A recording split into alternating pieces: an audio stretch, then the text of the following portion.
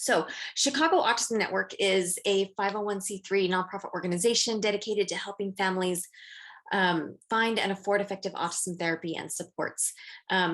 So I am the founder and president of Chicago Autism Network, but first and foremost, I am an autism mom. When my daughter was diagnosed with autism about 7 years ago, I was really frustrated with several things. But the two things that stuck out to me the most were how much time it took to connect with all the resources I needed to help her get her services. Just trying to get her diagnosed, I felt like I had a part-time job for 2 full weeks, calling and researching and filling out applications and trying to figure out who could get her in to be diagnosed sooner than 6 to 8 months, because everybody had a 6 to 8 to 10 month wait list. And I just wanted there to be a central hub where families could go and quickly connect with resources, because we all know that autism parents don't have a lot of spare time on our hands. So I just really wanted just somewhere that families could go to quickly connect with services so they could get those services quickly for their loved ones. I also, about the time my daughter was diagnosed, and we were lucky to start her into a fantastic therapy program right off the bat. But around that time, I met 2 other families who had kids my daughter's age who were on the autism spectrum. But neither one of those families had insurance. Neither of those families had the means to pay out of pocket for services. So while my daughter was getting 35 hours of therapy per week, their kids were getting 2 to 5, depending on what their early intervention was giving them. And that just makes me sick, because getting these services is life-changing, and it shouldn't be reserved just for those who have insurance and those who can afford it. And so I really wanted an organization that would help local families to get the services that they need. So Chicago Autism Network, we have several programs, one of which is our therapy assistance grant program, which offers financial assistance to help cover the cost of autism therapy and or insurance for families in Illinois. We also offer these free monthly virtual workshops, which have been a lot of fun. Also coming up soon later in the year, we're going to have a workshop on executive functioning, just so you know, and one on the zones of regulation with an occupational therapist and a speech therapist. So I'm really excited for that one too. But also we have a website which contains articles that are helpful for families. We have stories of different autism families. We have a workshop archive where all of our workshops that we've been able to film, we've put up on our website. We are also getting ready to roll out our directory of service providers. We're hoping this is going to be something similar to Yelp without the reviews, but where you can say, I'm looking for speech therapy in Bucktown for a 5-year-old that takes insurance, and you'll get a whole list of services. So you don't have to like scroll through lists and Google searches. So you can quickly connect with the things that will help you the most. We also have an annual expo. It's like an autism resource fair to help families to really connect with providers. So that's kind of what we do. I want to give you a quick overview of what we're going to hit today. We're going to start first with insurance basics. I know I didn't know a ton about insurance when I first started learning about autism. And so we're just going to talk about what you should look for in a good insurance plan, how you should pick your insurance plans. We're going to talk about the Affordable Care Act insurance. We're going to talk about Medicaid, and then government grants and programs, national grants, and local grants. And then we'll take questions from there. So first of all, with insurance and intensive therapy, there are certain terms that you're really going to want to pay attention to, and some terms that are less important. So I'm just going to say, so for intensive therapy, I'm talking not just like once a week. I'm talking more like, I mean, sometimes, so the National Research Council recommends for young kids 3 to 6 or under 6, 25 to 40 hours of therapy per week. So that intensity, but even if you're getting maybe 5 hours of therapy a week, that's pretty much going to be an intensive amount. So anyway, just keeping that in mind for intensive therapy purposes. So terms you're going to want to look for. So there's the max out of pocket for every policy. And that is going to be the maximum amount that you'll be required to pay out of pocket. And once you hit that amount, you don't pay a penny after that. You're going to want to look and see if there are individual max out of pockets and family max out of pockets, because some families or some plans will have a family max out of pocket, which is pretty high, and some will have an individual, will also have an individual max out of pocket, so that once that one individual hits that lower out of pocket, they won't have to pay any more for those services. There's also a copay. So some plans have a flat fee for certain types of office visits. You're going to want to check and see if that copay, so that just means every time you go to that office visit, you pay a flat fee. It's not like a percentage or anything, it's just a flat fee. But you're going to want to watch and make sure that that copay goes towards your max out of pocket, because there will be times when they will say, you have a really low copay, but that will not go towards your max out of pocket amount. So you might have an endless amount of copays. So you just kind of have to balance that out. You want to look at your insurance premium, which is the cost of the plan that you pay each month. And another thing you want to look at is you want to see who is in network. And being in network, so if a provider is in network, that means that they are covered by your insurance plan. Certain types of plans will cover a lesser amount of out-of-network providers, and some plans won't cover any out-of-network providers. So you just want to make sure you have a plan that has the providers that you want. So some more important terms: fully insured versus self-insured. This is a big one in Illinois. So a fully insured plan is an insurance plan that has been purchased from an insurance company. And that could be your employer purchases that plan from the insurance company. Fully insured plans are fantastic because they have to follow state mandates. In Illinois, it is mandated that they cover autism therapy. So ABA has to be covered, speech, occupational therapy, all those things have to be covered for as much as your child requires. So if your therapist says he needs 40 hours of therapy a week, they have to cover it. However, if it's a self-insured plan, it is run by your employer. So we see this a lot with big companies. So if we had like Amazon or Home Depot, I think they are big enough companies that they think it's not worth it for them to purchase it from an insurance company. So they make their own insurance plan.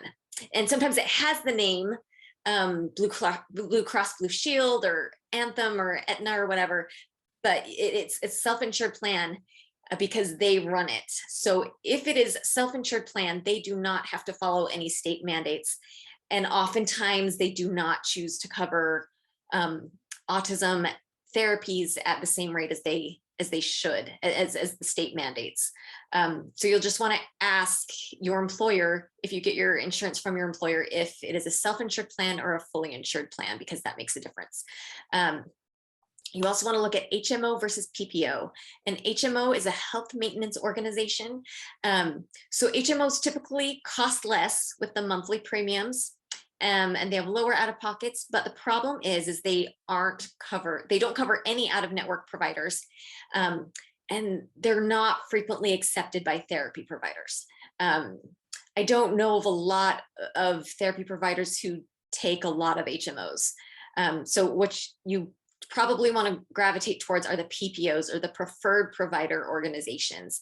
They typically have higher monthly premiums, but they're more commonly accepted. And they also provide at least partial coverage for out-of-network providers. So some other terms you will hear a lot, but if you are going to hit that max out of pocket, two terms that don't really make a big difference for you are going to be the deductible. So the deductible is where once you've hit a certain amount of payments out of pocket, then you only have to pay a certain smaller percentage of the costs billed. So if like you're getting therapy and you hit $2,000, once you hit that deductible, you're going to start paying the co-insurance. So the co-insurance is the percentage that you pay once you've hit the deductible. So I remember I once had a plan that was like 80-20. So until I hit my deductible, I paid 80% of the billed charges. And after I hit that deductible, I paid 20%. But here's the deal is if you're getting intensive therapy, you're gonna hit your max out of pocket pretty early in the year, or it doesn't even matter when you hit it in the year, you're gonna hit it. And once you hit that max out of pocket, it really doesn't matter how quickly you pay it, or how quickly you hit that deductible, because a lot of therapy programs will put you on a payment plan so that you don't have to pay your out of pocket all at once. So it's just not a big matter. If you're getting like lower amounts of therapy, like maybe 1 hour a week, then you may want to look and see, or even 2 hours a week, you can see if maybe this deductible and coinsurance will work for you. But most likely if you're getting intensive therapy, you won't need the deductible and the coinsurance. So when you pick a plan, check to see if the providers you want are covered in network by that plan. And then you're going to also want to add up what the whole year of monthly premiums will be, plus your out-of-pocket costs.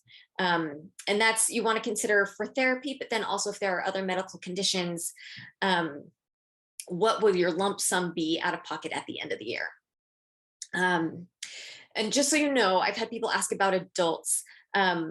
If you have an adult child with autism, because of the Affordable Care Act, all insurance policies have to cover them until they're 26 anyway. But in Illinois, if your child's disabled and is unable to work and can't and needs support from you, those insurance plans are required to keep funding, to keep your adult child on your insurance plan. So you don't have to worry about them getting their own plan if you have a plan that already allows you to have dependent coverage.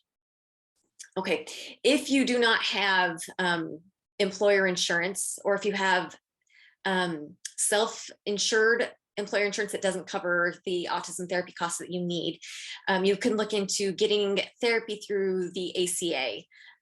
Sometimes it's called the exchange or marketplace insurance.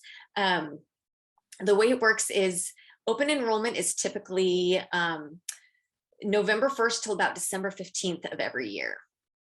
And the coverage will start the following January. You can only sign up for this during open enrollment unless you have a life-changing event, which would be losing your coverage, like due to a job loss, getting married, or having a baby. So if you have one of those things, if you sign up within 60 days of these events, you can sign up outside of the open enrollment period. But if you don't have one of those events, you have to wait until November 1st to sign up for coverage that would start the following January. I think they made an exception for that during COVID a couple times, but it's not super regular that they do that. Okay.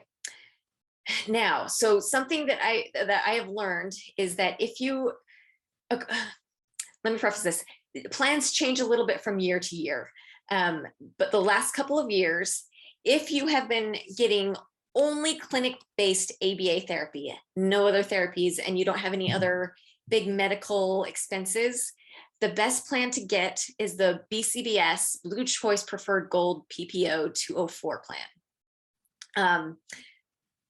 The great thing about this plan is that it has a copay. So the premiums are kind of high. They're $406.10 per month. But the great thing is you have a daily copay of $15. So that means if your child goes into a clinic and gets 8 hours of therapy, you pay $15 for that full day of therapy, which, I mean, so if you get daily therapy for about 20 times a month, times 12, that's about $3,600. Typical out-of-pocket, max out-of-pocket amounts are between $7,000 and $8,500. So that is a really good deal. So that means like your max out-of-pocket plus premium would be about $8,500. You will want to check and see if your providers have any additional fees. Some of them have like registration fees or lunch fees or cancellation fees. So you'll want to add that into your costs as well when you plan for this. But again, also, if you have other medical expenses, you're going to want to factor that in, because this copay is one of those ones that does not factor into the out-of-pocket. And the max out-of-pocket on this plan is $8,700. So if you're going to start working towards that with other therapies or other medical expenses, you may want to consider this other plan. The other great plan is the Blue Cross Blue Shield Blue Choice Preferred Bronze PPO 202 plan. And you definitely want to watch the wording, because there's like a 201 plan and a 204 plan, and in the bronze and the silver and the gold. But they're all a little different, and we'll try to go through and we'll look at those and what they look like. So in 2022, for this year, the monthly premium for the bronze plan, the bronze 202 plan, was $278.34, which is only about $10 up from last year.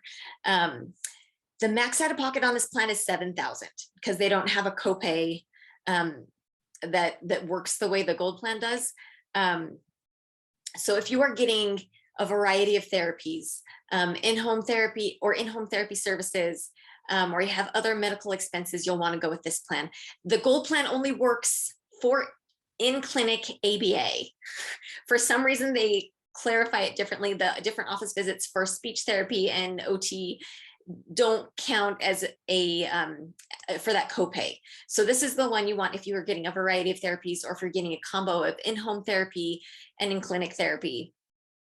So this makes your total out of pocket for the monthly premium plus the out of pocket at about $11,800, $900, which I know is still a lot. We're going to talk about different ways you can bring that down with grants and things, though. But if you are getting Affordable Care Act insurance, it's really helpful to have an agent who understands the way autism therapy is billed. If you want one, this is not like a referral credit or anything.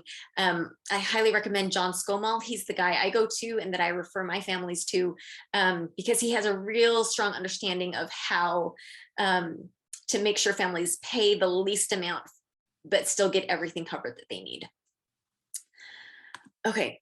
So this is kind of what it looks like when you go to the healthcare.gov site. So you don't have to use an agent. I think it's helpful to. I would highly recommend using an agent, because I think it's easier. And if you get an agent like John, he can definitely talk you through and make sure that you are getting everything that you need. But if you want to go on healthcare.gov and even just like kind of look at it, these are the plans. So these are comparing the Blue Choice Preferred Bronze PPO and the Blue Choice Preferred Gold PPO 204, the ones that I was telling you about. So you can kind of compare the differences, but also when you're looking at these plans, I'm going to take you to the website. Give me just a second. Okay. So this is what this looks like. We'll just enter in a random Chicago website. So you kind of choose your zip code. We can tell them about our household. Now, just so you know, the plans for the Affordable Care Act are going to be cheaper for kids than they are for adults. For adults, the monthly premiums go up. I haven't really checked out what the other plans look like, but yeah, they do change a little bit. So we're going to skip this part. So if I'm getting, you can buy a plan, like an individual plan for your kid with autism. I'm just going to say seven-year-old male. Continue, confirm. I'll just say $35,000 for the year. I don't think it really, the only thing that your income does on this is it says, hey, you should maybe apply for Medicaid or CHIP. But we'll just go ahead and look at the plans. So we're going to see all the plans. So you're going to want to go through and filter. Pretty much every therapy provider I know takes Blue Cross Blue Shield. I don't know of a single provider who doesn't take a Blue Cross Blue Shield PPO. So I always say go for that. So I'm going to filter for the Blue Cross Blue Shield PPOs. So if you need to look at the fine print and look at more of these things more, so here's the Security 200, the Bronze 601, you can see that, you can see the different premiums here. But when you want to really go deep dive in and look at the plans, what you're going to want to do is you're going to want to look at, so this will give you like a quick view of what it looks like. So you can see there's, if you go to the ER, there's $1,000 copayment. But after you hit your deductible, it's 40% co-insurance there. But the place you really want to look, you can also check here and check for which providers are offered on this plan, are in network. You can also click on plan details here. I would always go to plan documents and go to summary of benefits, and that will go through the nitty gritty. Well, even the plan benefits, it's a long document, but it'll tell you more about what is covered. One thing you'll want to look at is, so if you're looking for ABA, it's covered under behavioral health here. So if we looked at the gold PPO plan, you would see here, it would say $15 copay for office visits. And then it would also say does not count towards the deductible. Yeah, so right here, like on the eye exam, it's where it says deductible does not apply. That means it won't go towards your deductible. It will not go towards your max out of pocket. Okay. If you're on Medicaid, to be eligible for Medicaid, you have to be low income and be pregnant or responsible for a child 18 years or younger, or have a disability or have a child with a disability. Also, just kind of a side note for Medicaid, I know some people worry about losing Medicaid benefits if they work. If you have a disability and you're able to work, they've made it so that if you are earning less than $3,400 a month, you can still be on Medicaid and work through this Health Benefits for Workers Disabilities program. And the website is there if you want to click on that. Hold on, I see questions on the chat. I'm going to look at those real quick. Can you ever get the actual contract instead of the highlight or summary of benefits? Yeah, so where we were on the summary of benefits, there's a link. Let me see if I can go back there. Give me just a minute. Okay, so here, if instead of just the summary, there is a link. Yeah, so where it says for more information about your coverage or to get a copy, a complete terms of service, right here where it has this link right here, it'll give you the full rundown. It's like 100 pages of everything. But yeah, it is very helpful to know exactly. But also, if you have someone great like John, he will search for you and let you know what will be covered, what will not be covered, and what you can expect to pay. Okay, so getting back to Medicaid, the difficult thing about Medicaid, as I'm sure many of you know, is that while it technically covers most therapies for autism, their reimbursement rate to providers is so low that a lot of therapy providers can't afford to accept Medicaid. I've been looking at the rates that Medicaid provides versus what actual insurance companies provide to service providers, and sometimes it's as little as half. And so providers just often lose money when they're trying to cover these things. And so not many people accept Medicaid for therapy. Some exceptions are like for early intervention, there are infants, it covers infants and toddlers therapy to 3 years old. And they do occupational therapy, speech therapy, developmental therapy, physical therapy, and ABA. Services are fee-free for kids on All Kids or Medicaid. And for families with incomes that are at or below 185% of the federal poverty level. And for families with incomes above that, there's just a lower prorated fee. If your child is older than 3, you can get them tested through the public school services to have some support given at the school level, starting in preschool. So the hours will be lower and the quality of the therapy might also be lower, but it's still helpful to have those supports and start to get them ready for academic settings.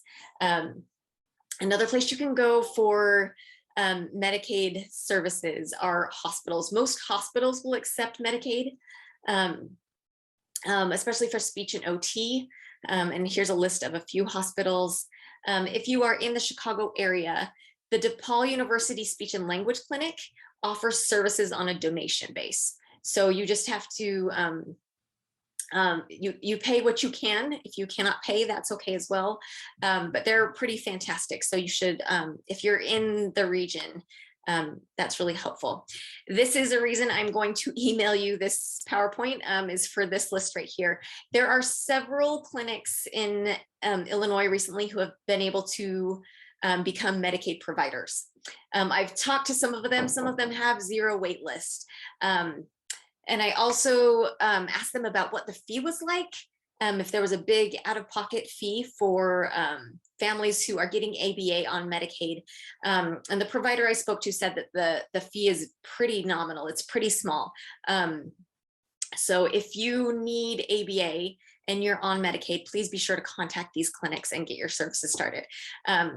So again, right now, this is a new thing that Medicaid covers ABA, but again, the reimbursement rate is so low that there's not a lot of clinics that have been able to become providers. But Chicago Autism Network is currently working on trying to put a proposal through to help lawmakers approve a better reimbursement rate so that more clinics can provide ABA to Medicaid families.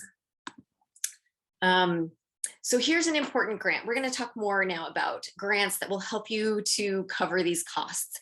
The HIP grant is a fantastic program that is pretty lesser known. It's offered by the state of Illinois. The last I spoke with them, the qualifications were you had to be Medicaid eligible, or you could have a disability waiver through PUNS, which we will talk about soon. You have to have a condition that requires you to purchase private insurance, such as autism, or it could be another thing that requires you to have a lot of hospital visits or doctor's visits.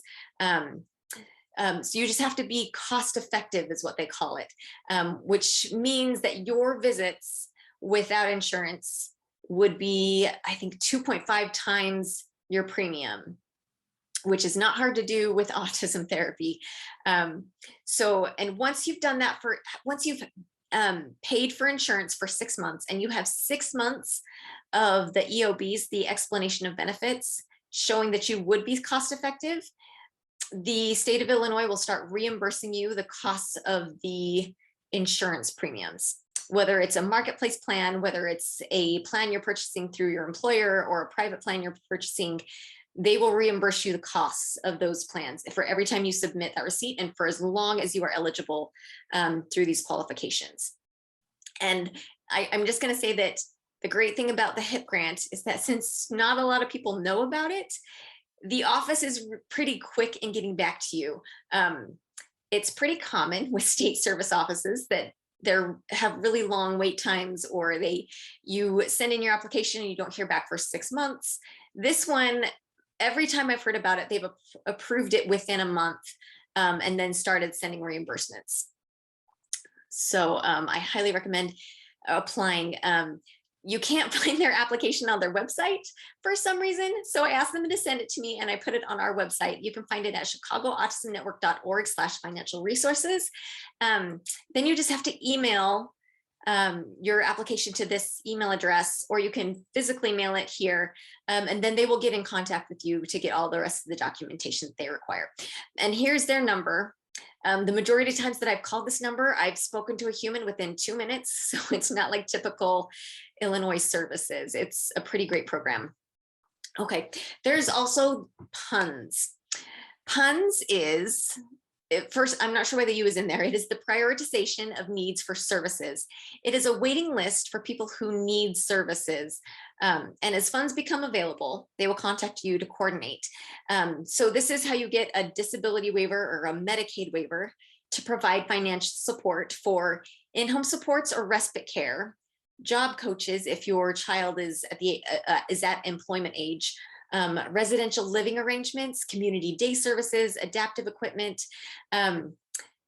Anyone is eligible to apply for this who has a developmental disability, or if you need that Medicaid waiver to help pay for services or supports.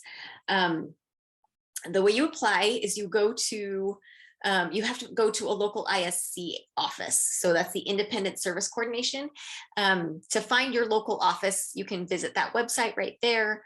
Now, when you apply, you can apply for either seeking or planning. So if you currently need services right away, you want to put down that you are seeking. If you think that eventually down the road you might need this, or you want to have this for a safety net, you register as planning. Because here's the deal, the wait list for this is incredibly long. Unfortunately, I've heard people waiting years and years to come off the waiting list for this.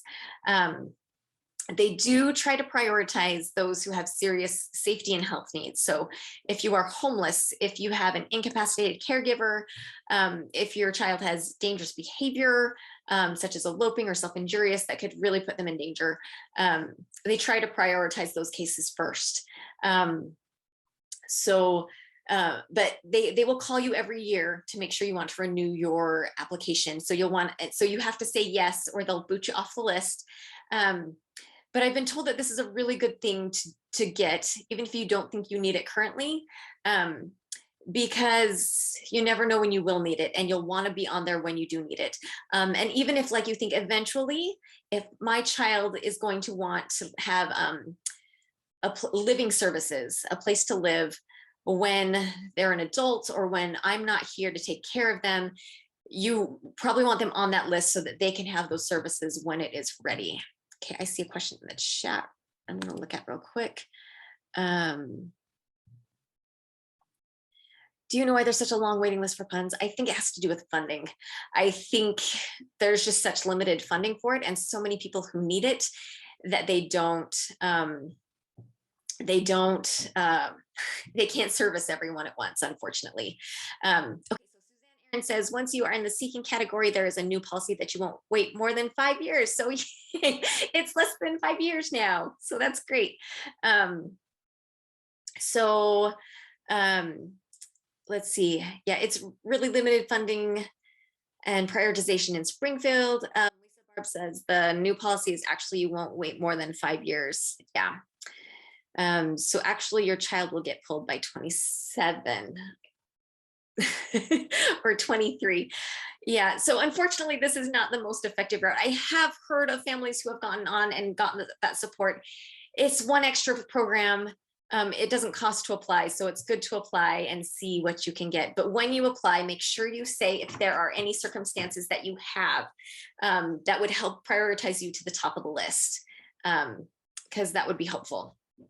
If you want more information on this, I don't have a ton of information on PUNs, but there are these 3 organizations that have more in-depth resources on what PUNs is, what services you can get, and how to get them, and advocate for those. Another thing you can get to help pay for the costs of autism therapy and supports is this supplemental security income disability benefits. So from their website, they say it is children from birth up to 18 may get supplemental security income benefits. They must be disabled, and they must have little or no income or resources. And by disabled, they mean they have a physical or mental condition that seriously limits his or her activities, and the condition has to have lasted more than a year or result in death. So you just apply here. They say it takes about 3 to 5 months to receive a decision letter. Question in the chat.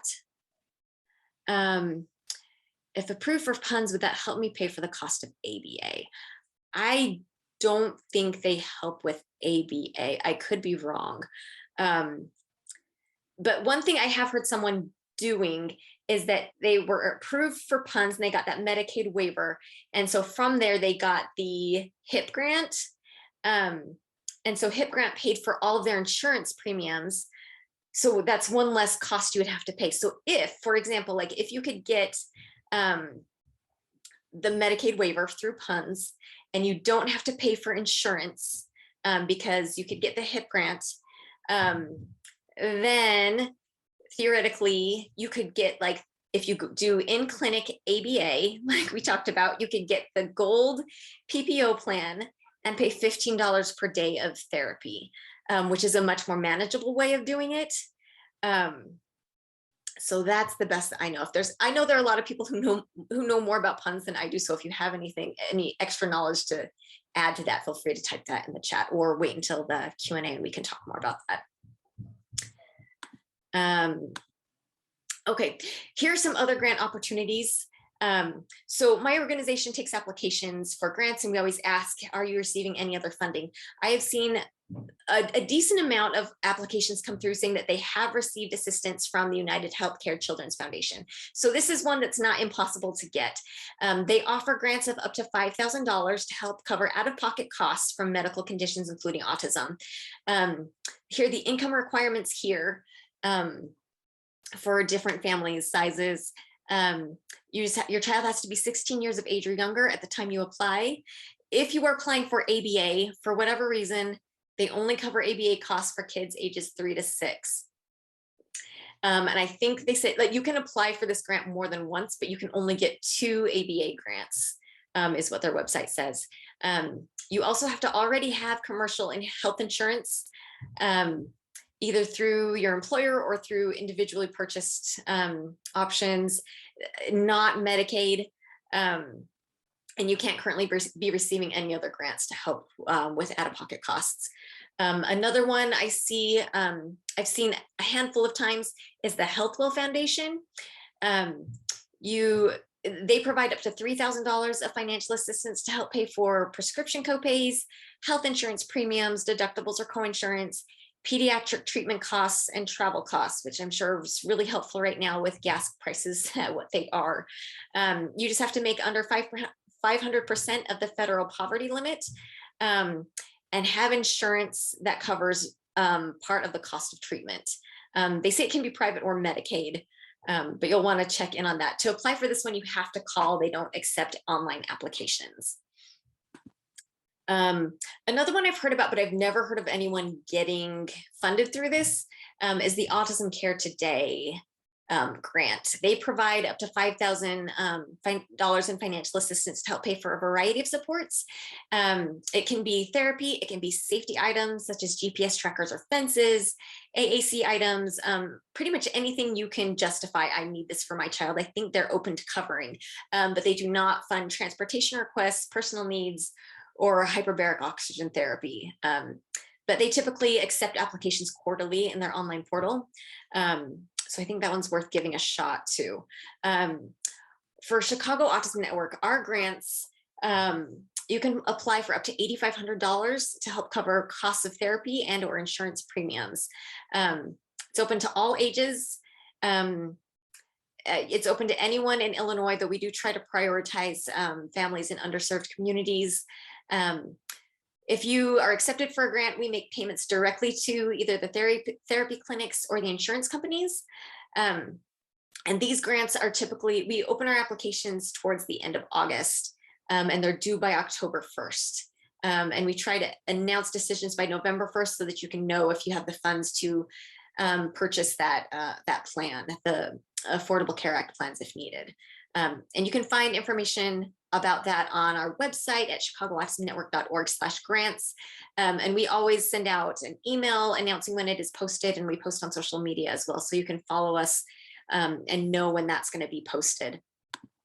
Another local grant that is helpful is the Autism Hero Project. They offer medical insurance grants. They help cover a year of insurance premiums for applicants who are going to receive a minimum of 12 hours of ABA therapy per week. And they do quarterly checks, so to make sure that you are getting those 12 hours of ABA therapy. And same, typically you have to have a current autism diagnosis and live in Illinois. Their application comes out in the fall. Usually, I feel like it's in the past, it's been in late September, October that they take theirs. And you can see their application right there on the website. So this is not for therapy, but if you are in need of respite care, if you need some help taking care of your child in your home, you can look to Clearbrook, which is a local organization. They they offer small grants to help reimburse families for services that provide short-term relief to the caregiver. And that can be either direct care support or special recreation programs like summer camps or things. There's also the Illinois Respite Coalition. They offer emergency respite care grants, and I have the websites for both of those listed there. So that is what I know. I know that this makes it really difficult to get care. And it shouldn't be this difficult. We shouldn't have to jump through all these hoops, but I'm hoping that eventually we have better policies to take care of families with autism.